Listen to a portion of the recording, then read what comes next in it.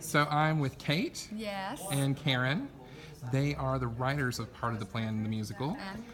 And producers. And I'm sure several other things. Well, once in a while we make food and get paper, and what else do you do? Housing Xerox and script changes. So, Theater's very much like making independent films. so Dan Fogelberg is just such an interesting choice. How did you land at Dan Fogelberg for a musical? That's Kate's Well, story. I was falling in love to Dan Fogelberg, and I'm still with this wonderful man, much like most people listen to Dan Fogelberg when they're falling in love. Oh. And I heard Netherlands and listened to it a lot of times over the course of the same road trip. And at one point in the road trip on the way home, I turned to my love and I said, "This is," it was very apparent to me that these opening bars were the opening of a Broadway show, Right. or a musical. Right. So she and decided. that was it. Yep. And how did you get involved? Kate asked me to. She does what I say. And we were having lunch with friends, and I mentioned I was leaving my job at the time. I was working at ABC in daytime television, writing General Hospital. Oh, General Hospital. And I said, I think I want to write a play. He pulled me aside. How about a musical? And I said, that's what I meant. Didn't I say musical? And then she asked if I knew who Dan Fogelberg was. And one of my early jobs when I was in my early 20s was doing freelance publicity for Columbia Records, which became CBS, which became Sony. And Epic was a sub-label, was one of their labels, and Dan was an Epic artist. So I said, perfect, you're hired.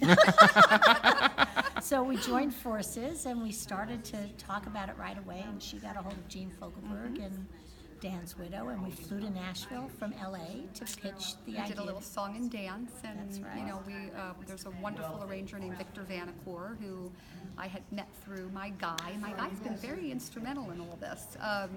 And so we filmed Victor doing a few arrangements of about 6 Dan Fogelberg songs, and the three of us flew to Nashville to meet with Gene and Norbert Putnam, Dan's longtime producer.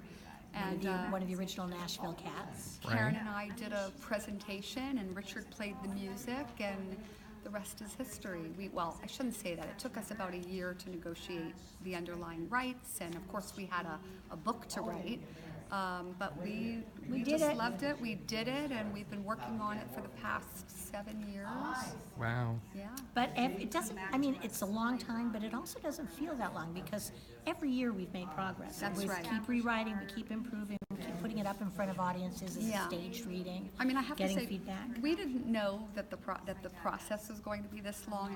Karen, would finish a script in a weekend and shoot a show in a week, and when I make an independent film, it might be a year and a half total.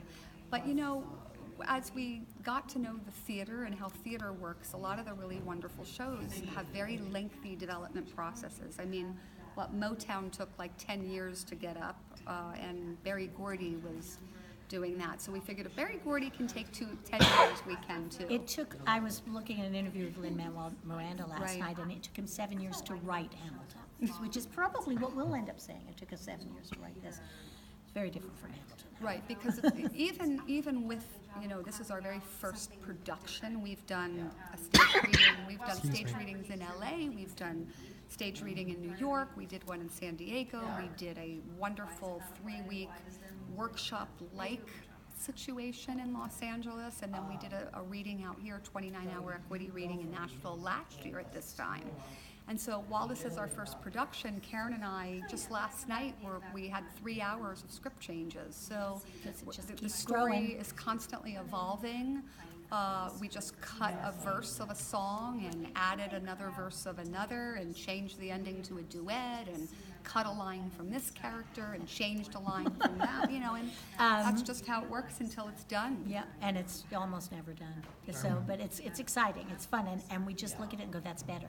Yeah. That's better. We always think it's done, and then it's better. So how much are you loving Nashville? Oh, gosh. Yeah, I adore it. And I'd never been here till last year when we came out, and when we pitched Jean, When we we pitched- oh, came that's out here right. to pitch Jean 7 years ago. yeah, Which was another interesting thing, because Jean, when I had written her a letter and she wrote me back saying she'd like to hear the idea, she'd been approached several, I Many don't want to times. say hundreds, but I'll just say many times, and they'd always turned down the idea of doing a musical with Dan's music. And she was willing to hear what I had to say. She wrote me a lovely letter letting me know that she liked my letter, but she did want us to call her. And Karen and I told her that we would go anywhere, fly anywhere at any time. she had to see it in person. She had to see it in person because we wanted to do our, multimedia presentation and impress And her. also have our passion for it really come across. We wanted to be sitting across from her when we told the story and when we And it played worked. the music. But where was I going with this? I'm trying to Nashville. think of How do you like Nashville. Nashville? So Jean said, fine. What about Nashville? And neither of us had been. And so when we got here, and we told you that it went great, but we got to know the city a little bit, and we also found out that Dan launched his career here. And we didn't know that he wrote, All of Home Free here with Norbert Putnam, and then he wrote Part of the Plan, his first hit single, here in Nashville, which was really kind of cool. And that's not why we picked it. We picked it because that's the theme for the show, which is everything is part of a bigger plan. Everything happens for a reason. There are no accidents. Exactly. And 7 years later, we've come full circle in that the CEO and president of TPAC, who I think you've already spoken to, is the most lovely, wonderful woman who's become a very dear friend of ours. She's also a fellow Dan Fogelberg fan, and she tells us all the time the music got her, the fact that it was Dan Fogelberg music was, the intro, but then reading the book, she really wanted to be a part of this project. So we're so fortunate to be back here in Nashville and putting on our first production We've here. rented 10 homes in East Nashville for cast and crew and us. Airbnbs, all of them, I'm sure. Not all. Couple of turnkey, Okay. And couple of turnkey Atlas and an Atlas 360. 360, But right? yeah, but and we love it, and it's a great neighborhood, and we're all, within blocks of each other, And blocks it's of the exciting. great East Nashville restaurants when we're having a great old time. But it feels really good to be here in the town that launched Dan Fogelberg's career, and having Dan Fogelberg as a true Nashville treasure. We're honored to be here. Wonderful. Ladies, it's been a pleasure. Thank you Thank you so much. Thank you.